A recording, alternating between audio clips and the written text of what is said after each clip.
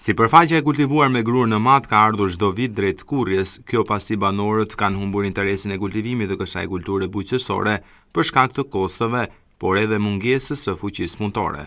Ndërkohë tek ata fermerë që kanë kultivuar grurin, rendimenti sipas tyre është i lartë.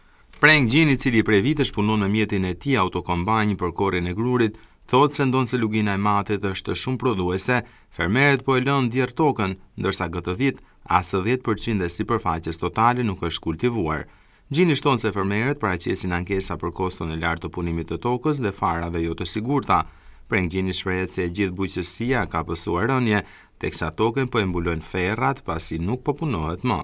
Gjini e ushtron punën e korsit të grurit me automjetin e tij jo vetëm në rrethin e matit, por edhe në fushën e Milotit apo Lezhës, ndërsa thekson se edhe atje nuk po punohet më toka si dikur vite më parë.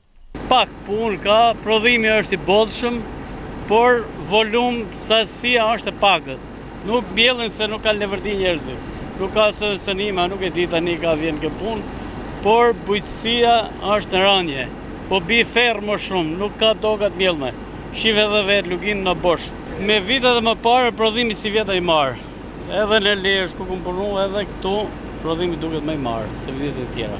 S'ka volum me punu tani edhe për vërësi, edhe për kështu tani është në rënje çdo gjë. Se dim, lugin të madit mund të jenë 10 hektar tokë, nuk ka më. 100 hektar vetëm fshatin Suq. Tani 10 hektar komplet në rënje, 10% e punës, kaq. Edhe ajo pak sipërfaqe që kultivohet grur, banorët thonë se e bëjnë për nevojat e tyre familjare dhe jo për tregti.